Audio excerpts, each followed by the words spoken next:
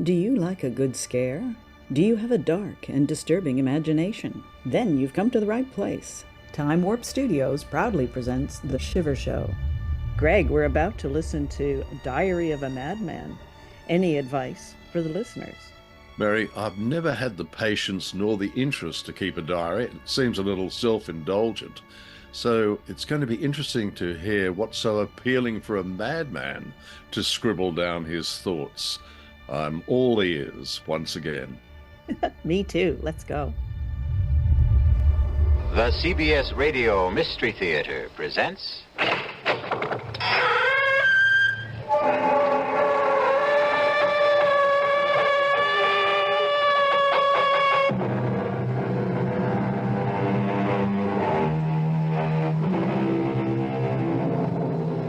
Come in. Welcome. I'm E.G. Marshall. Welcome to the terrifying world of your own imagination. The law says, thou shalt not kill. And that's the law most of us openly acknowledge.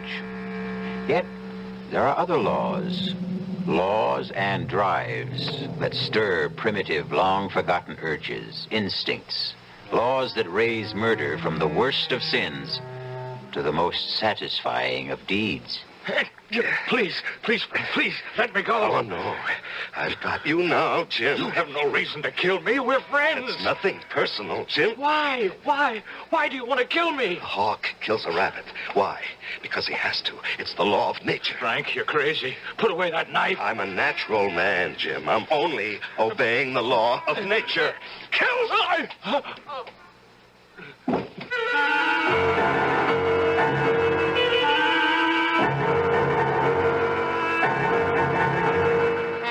Our mystery drama, The Diary of a Madman, is based on the story by Guy de Maupassant and was adapted especially for the Mystery Theater by Sam Dan and stars Larry Haines.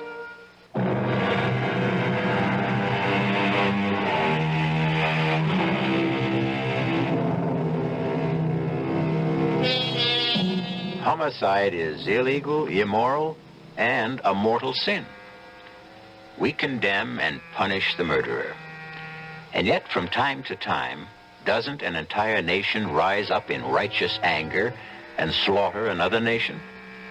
And so, there are those who, naturally enough, ponder the question. If it's noble to kill for one's country at wholesale, why is it base to kill for oneself at retail? These are the thoughts that occupy the mind of a tall, well-dressed, dignified gentleman. He's walking down a deserted street very late one night in the early summer, some 25 years ago. As he passes a darkened doorway, he hears a gasp.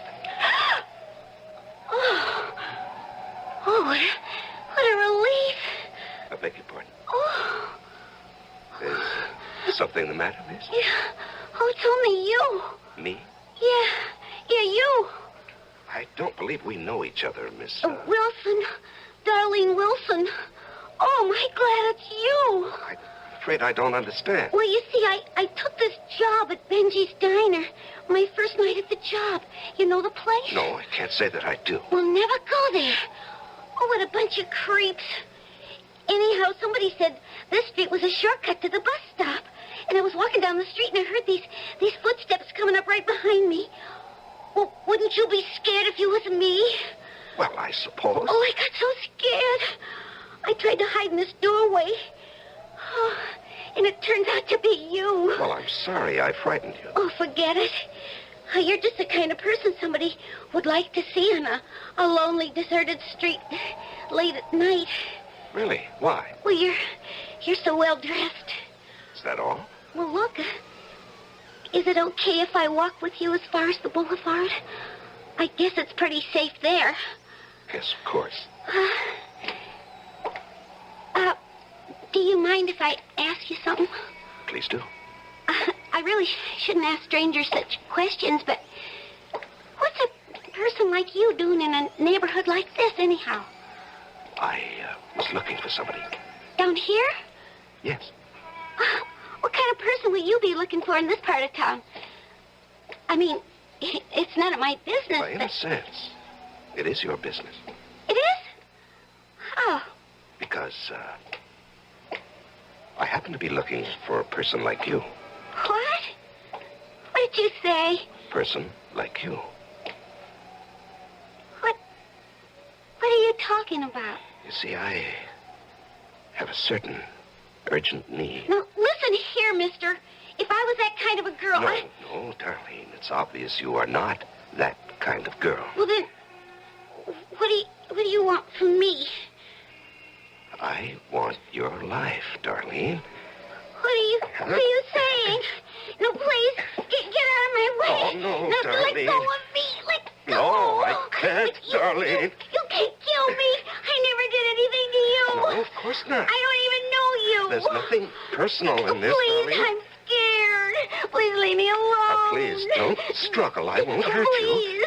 It'll be over very quickly. I don't want to die. Don't, please.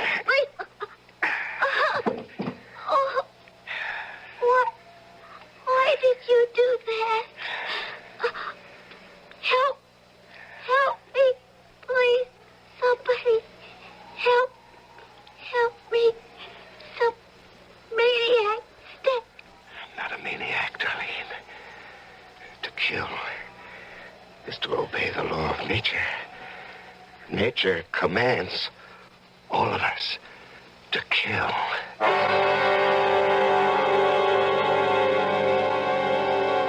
June 29th. I've done it again. And again. It was so easy and exciting. She struggled desperately. I could feel the wild beating of her heart, the hysterical pounding of pulses. And then the climax of the drama. A single thrust of the blade. And once again, no one will ever know. Who could possibly suspect me? The knife. I carefully cleaned and hid it in my desk. There was blood on my lapel. I scrubbed every trace of it away.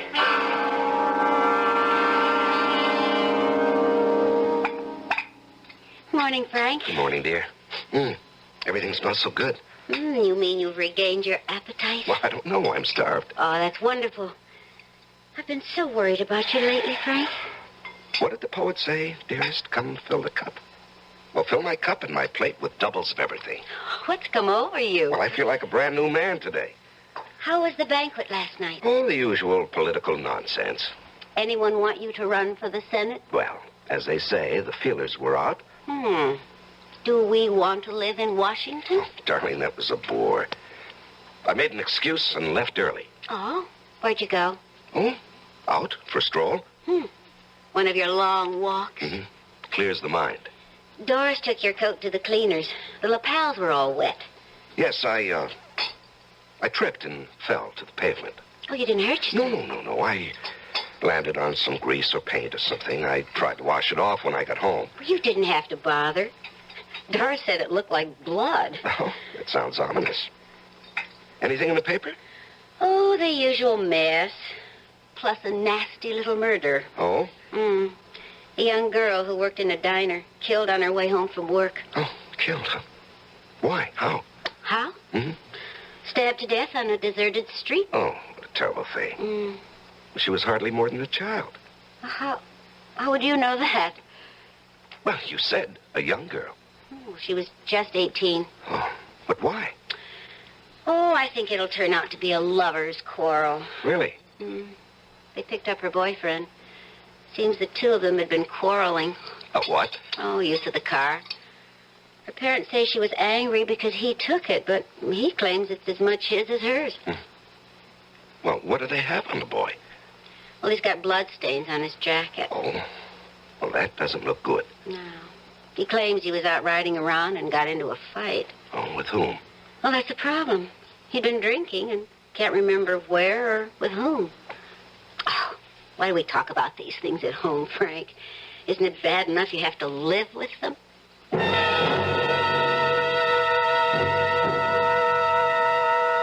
June 30th. Although I'm completely above suspicion, I can't afford to be careless. Not that anyone in his wildest dreams would ever suspect. Still, I should be more careful about my clothes. Last time, there were also bloodstains. And yesterday, I'd forgotten to lock my desk drawer. Of course, Estelle never bothers. But still, no one should ever read this diary. I didn't do it. They're lying. They're all lying. Order! Order! Order, I'll clear this court. The defendant will rise and face the bench. Your Honor, Don't you call me Your Honor, young man.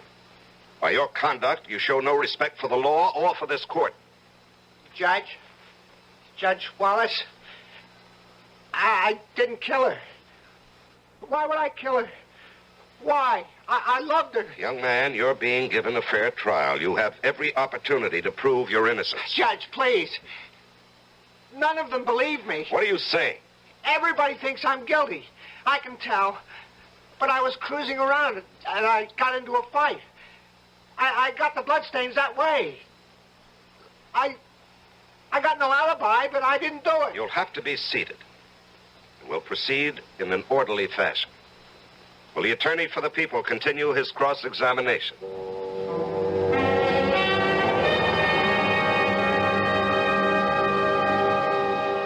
Aren't you going to finish your steak, Estelle?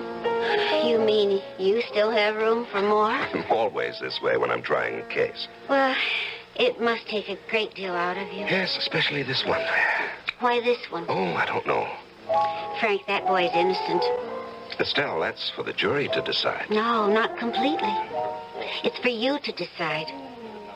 I think you've decided. How can you say that? By the way you're handling it.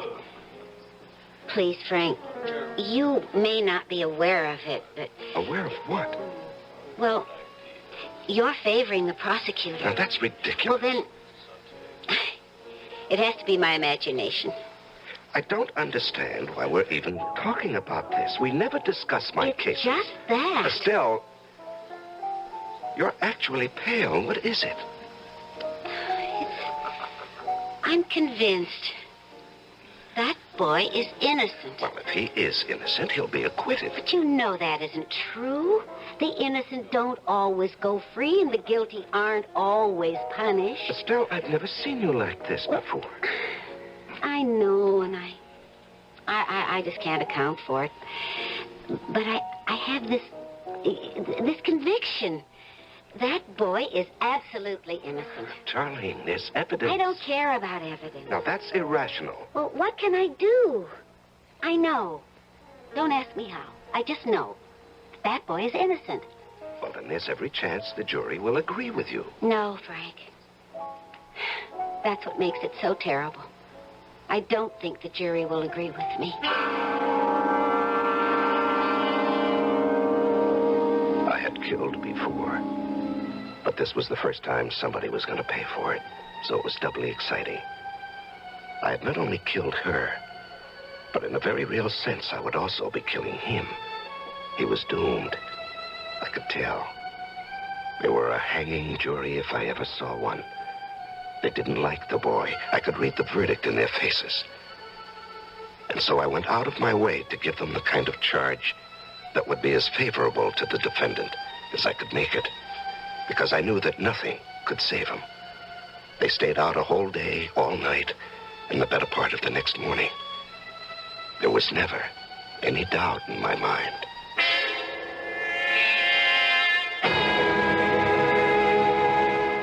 Ada Simmons, you have been found guilty. Have you anything to say? I was brought up to believe in God and to believe in justice. And I can tell you, there's going to be justice one day. Not today, but one day. And the person who killed Darlene will never be forgiven.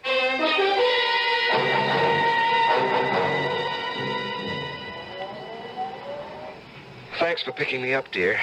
Yeah, well, I didn't think I could come to court today, but I couldn't stay away. Did you have to hang him? Darling, it was out of my hands. The jury wants him executed. There was no recommendation for mercy. Do you think he's guilty? We don't think about these things, darling. We hold a trial and hear the evidence, and the jury decides. Therefore, he's guilty. Well, I still say he didn't do it. I'm sorry. I heard your summation. You were obviously on his side.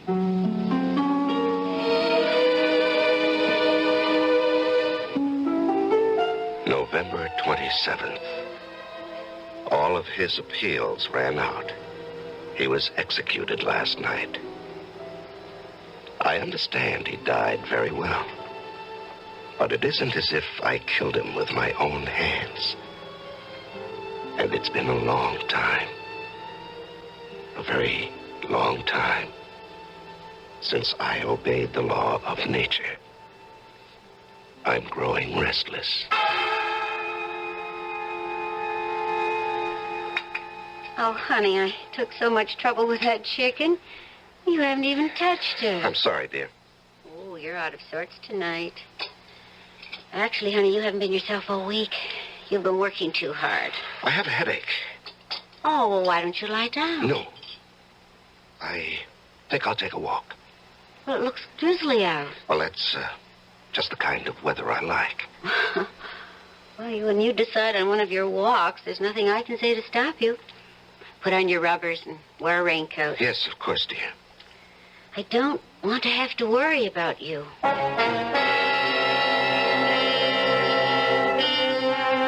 Walking may be good for some people, but it can be extremely hazardous for others, especially for someone who might just happen to run into Frank Wallace. As Frank walks calmly through the rain-soaked streets, he sees a short, slight figure just up the block. And once again, there is the quickened pulse, the rapid heartbeat, the flushed face, and Frank's fingers tighten around the knife in his pocket.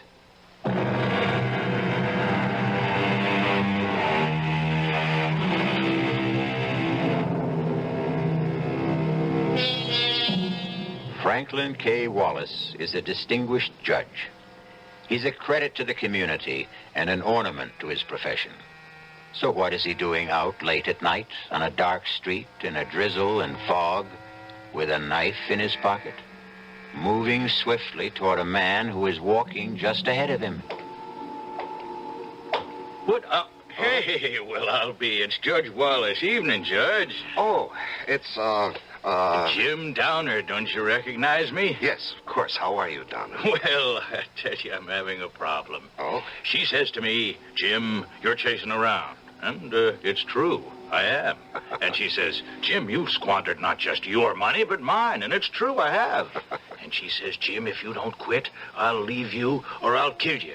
Either one, maybe both. I don't know. Hey, what are you doing out on a night like this, Judge? Just walking. Oh, you don't kid old Jim.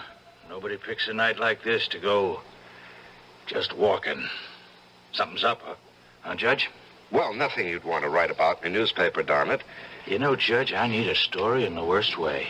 I'm up against a deadline. I don't even have tomorrow's column. How about an idea? Well, how about, murder? Murder? Murder.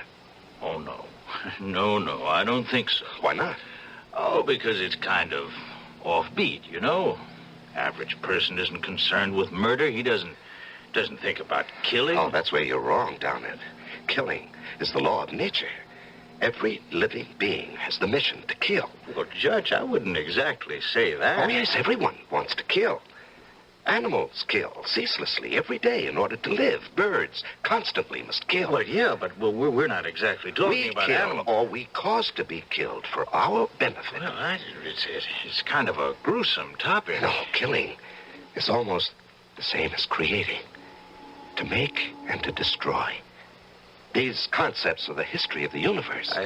Well, Judge, it's been great running into you, but I have some people down the line. To kill is the law. All right, if you say so, Because Judge. nature loves eternal youth. The more she destroys, the more she renews herself. Well, I wouldn't doubt that for a minute. Okay, I'll see you. Now, just a second. Huh? What is it? I want to show you something. Here, look.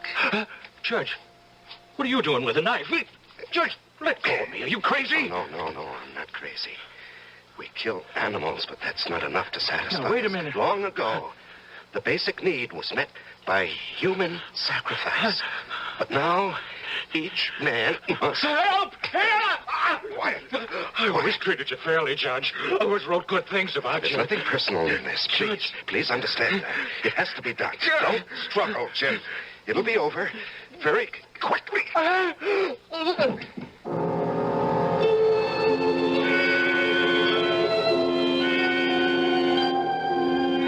Was he dead? I thought I heard someone coming. His scream may have been heard by someone, the police maybe. If he wasn't dead, I was doomed. But I didn't have time to make sure. I had to get out of there because I knew I had blood on my coat. I had to get out of there, and I had to get rid of that coat.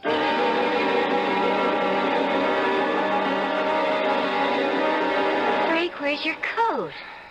Still, I don't think you're going to believe me, but I gave it away.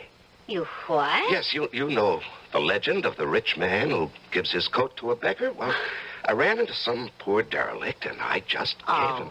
Frank. What a generous thing to do. Well, not really.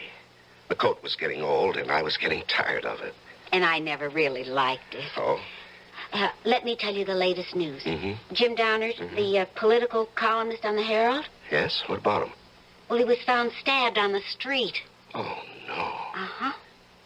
Is he dead? He's in a coma. Oh. He was unconscious when the police picked him up. Evidently, he'd been attacked. He'd been screaming for help. Well, will he recover? Well, the police are convinced he'll be able to identify his attacker, but, well, he has to regain consciousness. Yes. Estelle. Mm-hmm. I'd like to go to the hospital. I'd like to see him. Oh, I didn't know you were that close with Jim. Jim was, he said he wanted to do a biography on me. Really? Mm-hmm. But you never said anything. Well, it was just in the talk stages. Well, they probably wouldn't permit visitors. Well, the least I can do is go there and ask if he needs blood. Oh, Frank. That's wonderful. The doctor said, sure, he needs blood. And they took a pint of mine, which I thought was only fitting and proper. And then I asked if I could see Jim. And the doctor said Jim was still in a coma, but I could pop inside for a second. There was a cop stationed outside the door. He saluted me, and I walked into the room. He was lying very still. And there were all kinds of tubes attached to various parts of his body. As I leaned over to look at him, he slowly opened his eyes. And I knew he was going to live and destroy me, unless I could do something. I could hear the doctor out in the hall. He was exchanging greetings with the policeman. Quickly, I pulled gently at one of the tubes in his arm. I didn't know what that might do, but it was all I had time for. Do you want some warm milk, honey? No, I'll just go to bed. Any news about Jim Downard? Sorry to have to tell you this, Frank, but came over the radio a few minutes ago. Jim Downard is dead. Oh. They said he never really had a chance. January 20th. I had discovered something else. In addition to the thrill of killing, there is also the exhilaration that is felt by the victim. Nature is kind. She also gives the one who is doomed a feeling of the drama. I know because for several hours last night, I could have been a victim. Had Jim Downard lived, well, it taught me a lesson. I should raise the stakes. I shouldn't be so invulnerable. After all, if I am absolutely 100% safe, where is the thrill? Morning, darling. Ah, I see you've prepared a big breakfast. You know, it seems to me that every time there's been a murder, you eat a big breakfast the following morning. Oh? How do you account for that? Well, how do you account for this? Police have suspect in Downard murder. Have they? It's remarkable. It only happened late last night, and they have their man a few hours later. Darling, he's not exactly their man. He's just a suspect. Well, they don't say, but they hint pretty strongly that the evidence against him is rather heavy. Well, now, that's for a jury to decide. I don't know, Frank. I don't think he did it. Oh, no. Here we go again. Well, it's just a feeling. Darling, he'll have his day in court. Well, that doesn't necessarily prove anything. Estelle, are you attacking our system of justice? Did that poor kid, what's his name, Peter Simmons, did he get justice? Well, he got a fair trial. Huh. Well, I still believe he's innocent, for all the good that does him now. And I believe this man is innocent, too. Estelle, you don't know what the evidence Well, is. it's just a feeling, and it just won't go away. Oh, you're being silly. Maybe. I just wish that you weren't involved. Well, I have to be involved. It's my job. February 23rd. The man's name is Tom Lewis. 30 years old. He has a previous record. He did time for robbery and again for assault. I don't think his chances are too good. He doesn't have a very good story either. Well, I was just walking along down the street, see, and I thought I heard somebody yell for help. So I wasn't going to get mixed up in it, see, but it was foggy. And I couldn't see, you know? And I guess I must have tripped over him. I could see he was dead, or good as dead. And there was blood. There was blood all over him. And that's how it got over me. And the money, well, all right, I figured as long as he's dead anyhow, he might have a couple of bucks on him, so I reached into his pocket. Your Honor, we should like the jury to examine this $50 bill. Listen, I'm not denying I took the money. Order, order. But somebody else had already knocked him off. The accused will remain seated and orderly. Well, I'm being framed. Mr. Lewis, I will not warn you again. The court cannot tolerate these outbursts. But I didn't kill him.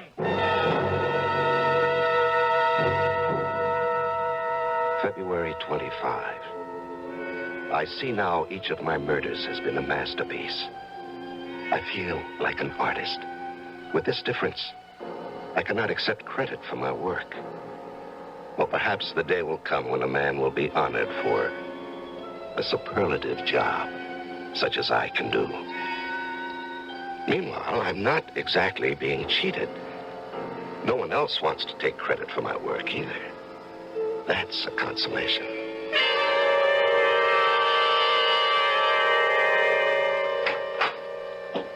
Stell? Yes, Frank? Well, now, what are you doing sitting here in the dark? Is it dark? I hadn't noticed. Well, did you fall asleep? No. Well, let me turn on the light. There. That's better. Well, what a day. Did you hear about it on the news? No. The boy. He isn't doing his case much good with all those outbursts. Would you like to go somewhere for dinner? I don't feel like eating out. Oh, well, that's all right. I just assumed. The truth is, I don't feel like eating at all. What's wrong? That's a good question. How can I answer it? Estelle. I don't have the faintest idea of what to say or what to think. About what? About everything. Darling, I wish I knew what you were talking about. But there's really nothing I have to tell you. You're the one who has to tell me. I always tell you everything. I was paying the bills today. Oh, well, that's enough to get anybody down. And, I ran out of blank checks. Oh? I remembered Yes. that you always have an extra book of checks in your desk drawer. Oh. But you always keep it locked. Yes, that's right, I do. I thought, maybe this time, you might have left it open. Estelle, I never go through your things. We always respected each other's privacy. But the drawer just happened to be open. And I found this little book. And, did you read it? Yes. Yes, Frank, I read it. Every single word of it. Did you tell anyone about it? No, Frank. I've told no one. Well, that's good. That's very good to know. Frank.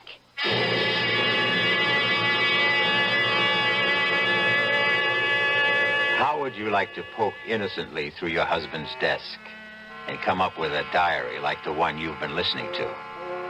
Well, you could say she's twice foolish. First, to find the diary, and second, to let him know it.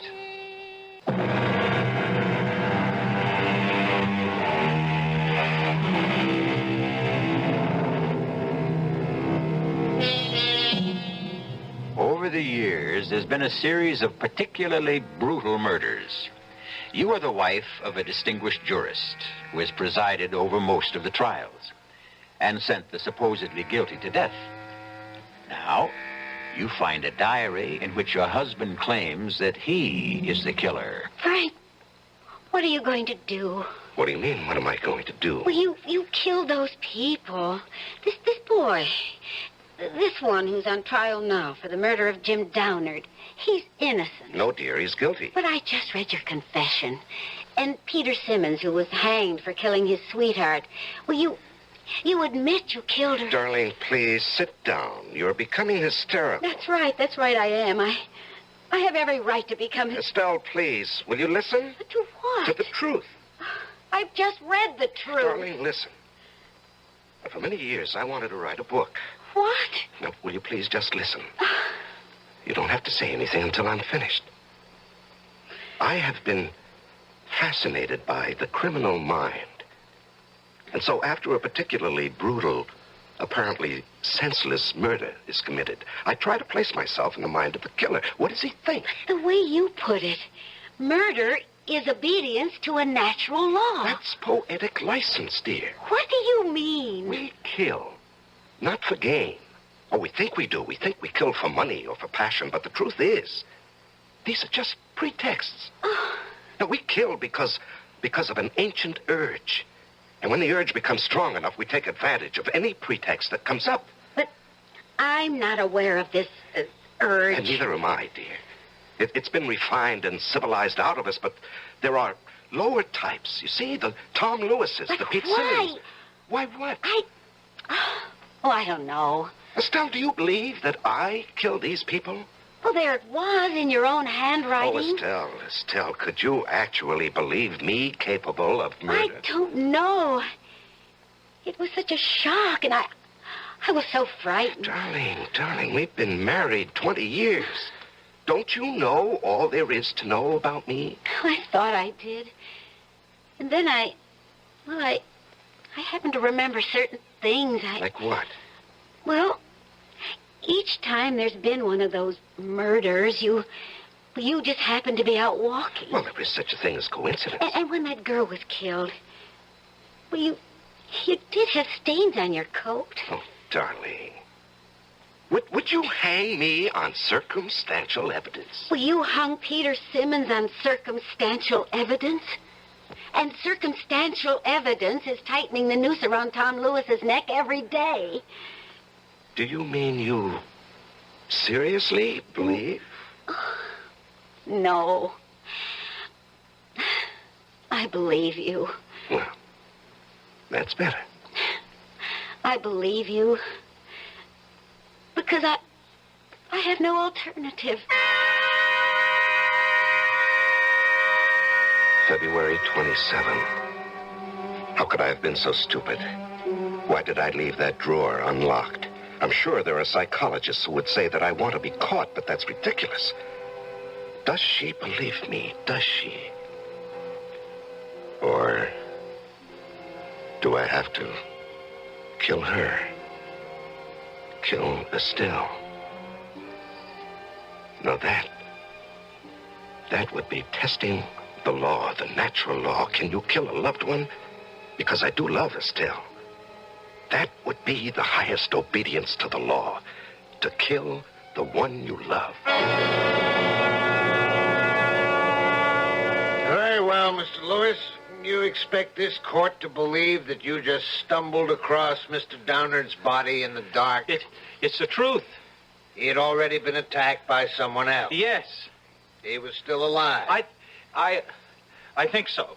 You insist you heard him cry for help. That's right. Someone had just attacked him, see? And he's the one who killed him. Yeah, but we don't know that he cried for help. All we have is your word for it. But it happened, I tell you, and... Yes? What? What did you want to say? Mr. Lewis, you must answer the prosecutor's question. What happened? Yes, well, it was foggy. But you see, just as I got there, I saw somebody. You saw somebody? Right. I could see somebody running away. And could you describe that somebody? He was tall. Very tall. There's no mention of this somebody in any of your previous statements? Well, that's because I was nervous. See, I couldn't think, but now... Yes? Well, now, as I go over it again and again in my mind, I remember. There was somebody, see, a tall guy. And he was running away. I mean, I can even remember his footsteps. And so now you expect us to believe that the murder was committed by a certain mysterious somebody. I expect you to believe the truth. I think we already know the truth.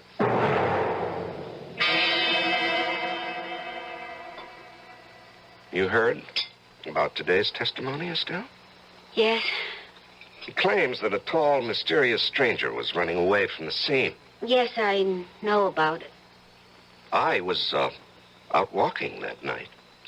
You were? And I'm tall. Exceptionally tall. Yes. And if you want to add to it, I came home without my coat. Now, why would I do that? To get rid of it. And why would I want to get rid of my coat? Because of the blood stains, naturally. Oh, please, Frank. How are we going to live with this, Estelle? You suspect me of being a killer. I never said... You don't have to say. I can tell by your face, by the tone of your voice, you suspect me. I don't know. I don't know what to think. Well, if you think I'm a killer, shouldn't you want to stop me? How? Even if I believed it, who would believe me? I'm sorry, Estelle. I'm sorry for both of us. I should have never written a book like that, and you should never have read it. I don't know what kind of life we can have together. You'll never know the truth. But I will, Frank, I will. I found a way to determine the truth. Well, how? How could you? The truth is in your diary. I read your diary very closely. And I found a way. I found a way.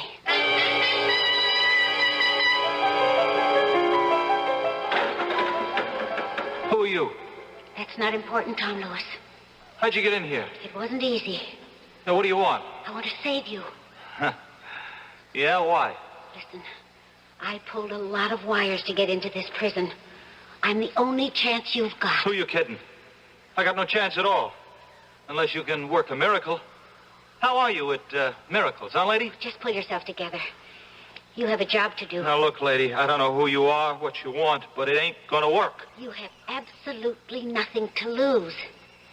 Now, just tell me, was there or was there not a tall man who ran away as you approached? Yeah, I told the prosecutor. Now, you just didn't make that up in the desperate hope someone might believe it. Lady, I don't have to lie. I got nothing to lose. There was someone. Tall? Yeah, tall guy. And that's all you could say about him? Well, he was tall and kind of athletic looking, you know. Good building. He moved fast. I see. Hey, lady. Hey, what's the matter? Come on, what are you crying about? Oh, nothing at all. Now, do you want to be cleared of the murder charge? Huh. Just like that, huh? Well, almost. Why should I be cleared? Because tomorrow, you'll stand up in court and admit you killed Jim Downard. Oh, great.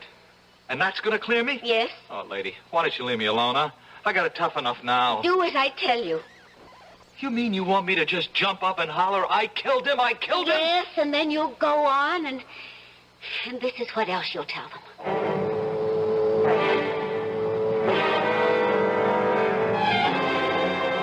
And so, ladies and gentlemen of the jury, you've heard all the testimony, seen all the evidence, and now it's up to you to decide whether the accused, Tom Lewis, is guilty as charged of the crime of murder. They don't have to decide.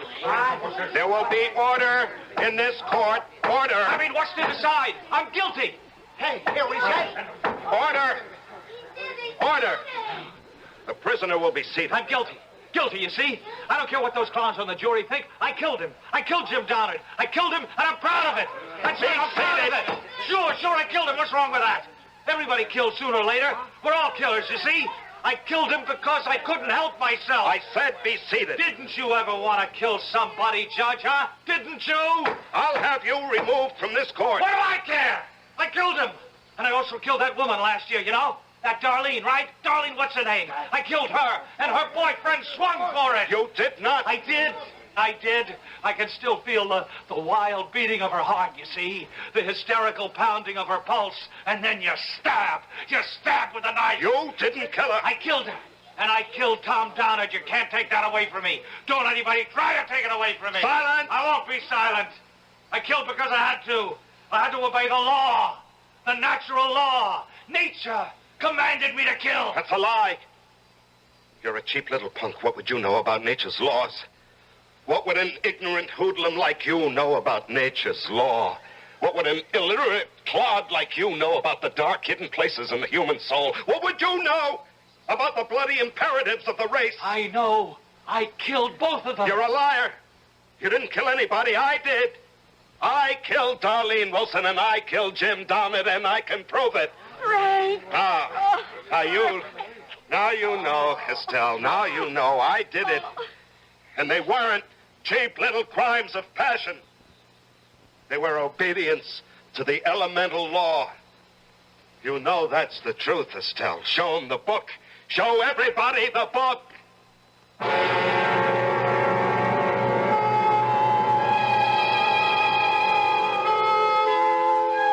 Well, they were all set to throw the book at ex-Judge Frank Wallace, but, of course, the plea was insanity. And if it proves anything at all, it demonstrates that no one should try to steal credit from a true artist. No one else should ever try to pose as the author of his works, even if those works are concerned with murder.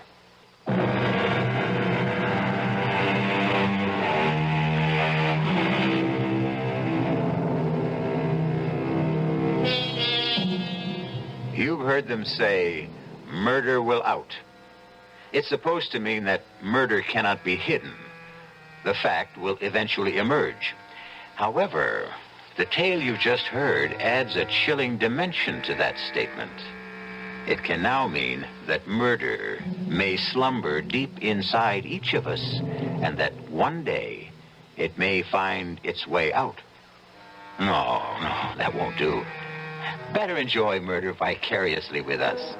That way, you'll never be tempted or driven. Our cast included Larry Haines, Evie, Jester, Robert Dryden, and William Redfield. The entire production was under the direction of Hyman Brown.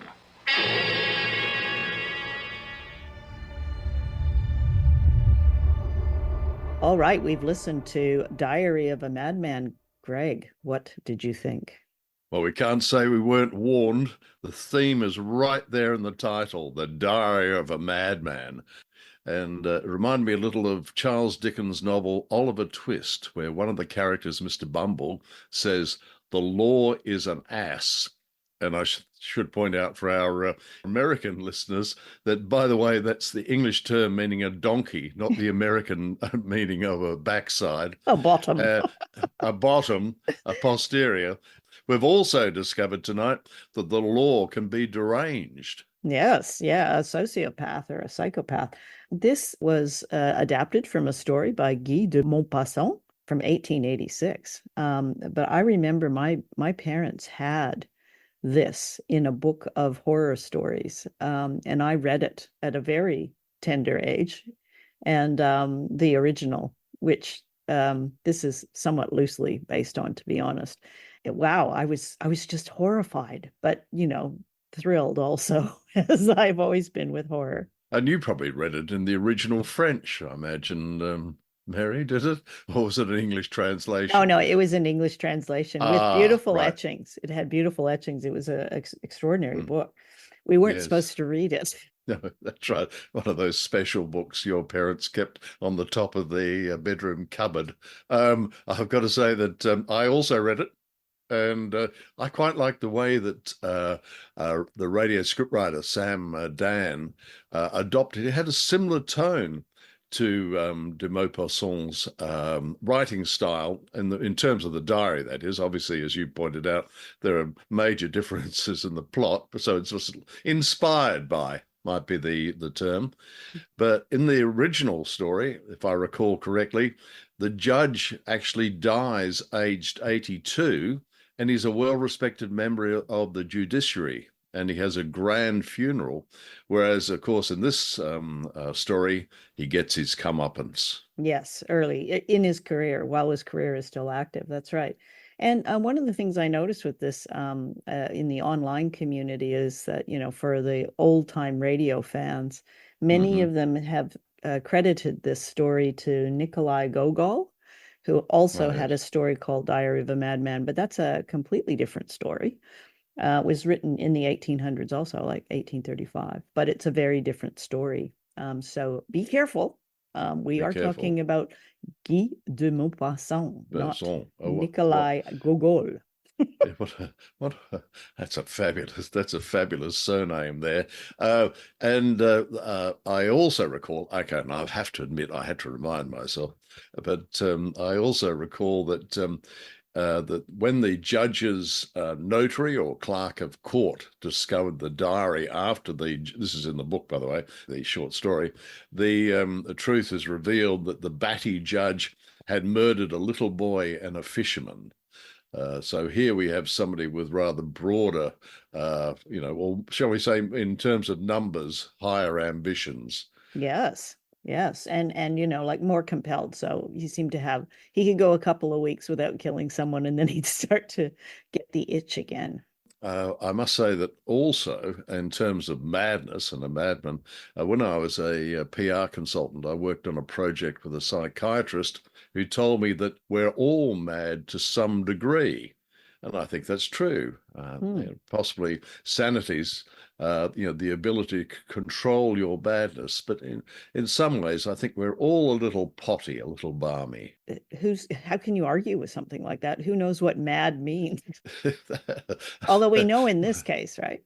And I think Larry Haines, the actor that plays the madman, Frank Wallace, I thought he was wonderful in this. The voice is so delicious. It's such a beautiful texture. It is terrific, isn't he? And apparently between 1974, when this play was first broadcast on CBS Radio, and 1982, Haines appeared in 82 episodes of CBS Radio Mystery Theatre.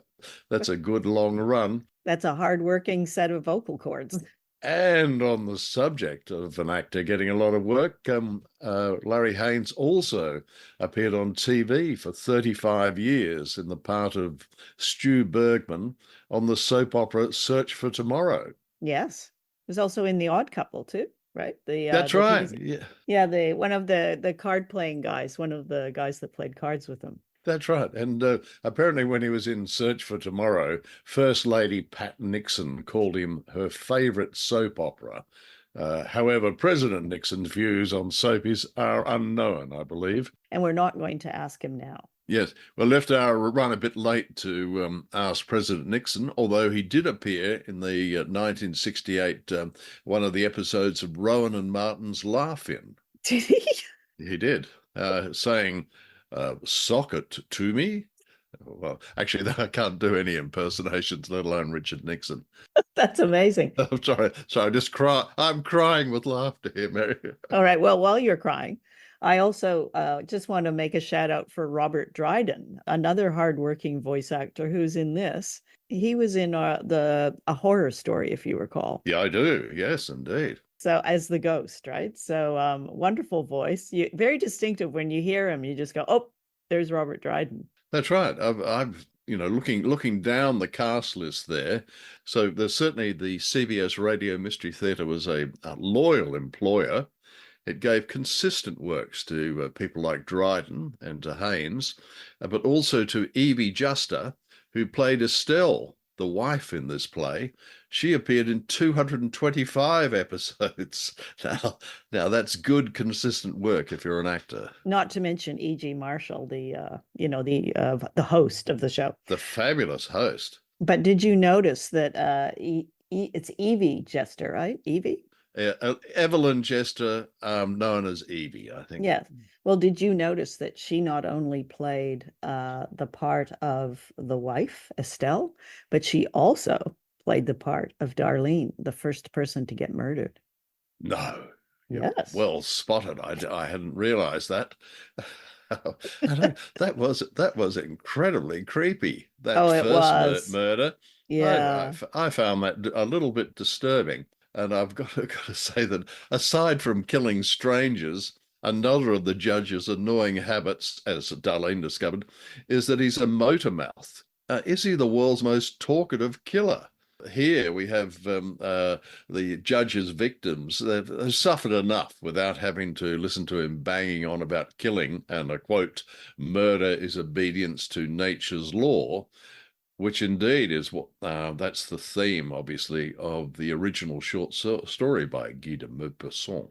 Yes. Yes, he does feel the need to share his manifesto with his victims. In terms of the storyline, I thought that the idea, there's one thing to have a judge who's a killer, but then the great twist is, or the extra layer, shall we say, is having Judge Wallace as also the judge in the court trials of the alleged killers. That's a great plot device. Yeah, I think he should have declared that he had a conflict and recused himself. Yes, might have given the game away a little early in the plot, I think. Getting back to Estelle, his poor put-upon wife. I mean, not only does she have to put up with him roaming the streets at night, attacking random passers-by and staining his clothing, but she also has to cook and serve him double breakfasts after he's bumped off another victim. I tell you, life was so unfair in the 70s for married couples. I felt that Estelle needed a few coaching tips, because I think, Estelle, if you find a diary where your husband appears to be describing in detail murders that he's committed in the recent past, do you confront him by yourself? That's just a question. No, I think it's very profound. I think it might have been somewhat unwise of Estelle. Yes, I thought it was. It seemed to be tempting fate. But she did come up with that great idea to provoke her husband, her prissy, temperamental, thin-skinned husband, by getting one of the defendants on trial to really rile him up. She knew he would be prideful, and the purity of his motives. So having some other person claim that was just too much for him. I would have thought the pro tip might have been don't try to steal credit from a madman. But given what Estelle, the little idea she came up with, it worked out a very jolly outcome. Yeah, I had one other coaching tip. Now, there's the character called Mr. Lewis. So Mr. Lewis was the one that, the second murder, he went up. He saw that the person was either dead or dying and decided to rob him. Oh, yes, yes. That was probably unwise also. If you see a corpse, either call for help or leave. Well, he was very pragmatic. Well, it wasn't the idea that he's no longer going to need that wallet, and I'm just passing by. Now, I was going to ask you a very personal question here, Mary, in regards to diaries. Do you keep a diary? I had a diary. I think I was given a diary at Christmas when I was, maybe 10 or 11 or 12, something like that. Perfect. Yeah. Yes. And the entry for each day was very small. Like, I could have written tons more. But unfortunately, my siblings got into it and made fun of me. So I just decided, no, I'm not doing this. I think this is the problem with diaries, is people find them. And it had this tiny little key that you could lock it with, but it wasn't what I would call a high security lock. I mean, my sister got into it. And I imagine that was a heart-shaped lock with a gold key. It was a gold key. Yes. Your gold key, which you hid under your pillow or something like that. They'll never find it here. No, no, no. So all in all, I was impressed. I was impressed. I was drawn along. Once again, it's one of those radio plays that you're unlikely to put on pause and go off and make a cup of coffee. You want to hear the end. You want to hear the ending. Absolutely. But I have a question for you, Greg. So now Yes. our protagonist, the nasty guy, the villain. Yeah. So Frank, toward the end of the show, says, "Murder slumbers within us all." So, Greg, do you agree with this statement? Does murder slumber within you? Well, certainly over the years when I was a PR consultant, I've got to say that occasionally with the clients, a dark thought may have crossed my mind. They were a difficult bunch. And it was... However, fortunately, it slumbers. The little angel on my shoulder said, "Don't, Greg, don't do it, Greggy Poos, don't do it. They're not worth it. They're not." So murder slumbers within you, but it didn't wake up. That's what you're saying. That's right. Exactly. And how about you? Did you have a diary? No. Well, in fact, in closing, as we might say, that was one of the points I was going to make. At the top of the show, I said I never had the patience nor the interest to keep a diary, but I can now see that might come in handy, because what I could do with my diary is pack it with mistruths, half-truths, and fibs about all the good deeds that I've done. And what a wonderful bloke, as we say in Australia, I am. So that if my diary is found, a bit like your siblings found yours by my wife or by a policeman, for example, just happened to be going through my desk, then it'll clear me of any wrongdoing. So I think there's value there. Oh, okay. Yeah, that's a interesting idea. You could possibly be posthumously awarded some kind of medal for being such a top bloke. Well, that's an idea. You see, you leave it somewhere deliberately. Find people go, "My God, I never did realize that Greg did all this charity work. Saved all these animals and yeah, that's right. Climbed Everest and what Middle East peace as well. Wow." And not a moment too soon for that, by the way, Greg. Greg, any parting thoughts on the diary of a madman? Well, my heart went out to the first victim, first one that we heard, Darlene, where the killer says to her, "I'm not mad, I tell you, I'm not mad." And I was thinking, there's nothing reassuring for a victim to hear this. So my suggestion, if for would-be murderers, is perhaps lay off the chatter. Good night, Greg. Good night, Mary. That's our show for tonight. Thank you for listening. You can find The Shiver Show and Time Warp Studios on our website, which is timewarpstudios.com. And there are links to all of our social media there. Music for this show is The Forsaken Ritual by Cody Martin.